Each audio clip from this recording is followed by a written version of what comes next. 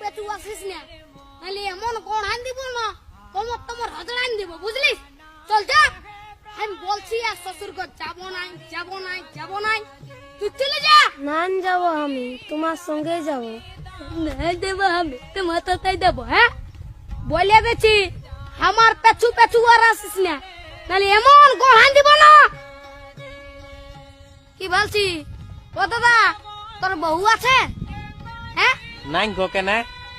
ওই জন্যই শান্তি হিরোর রকম ঘুরে বলছিস।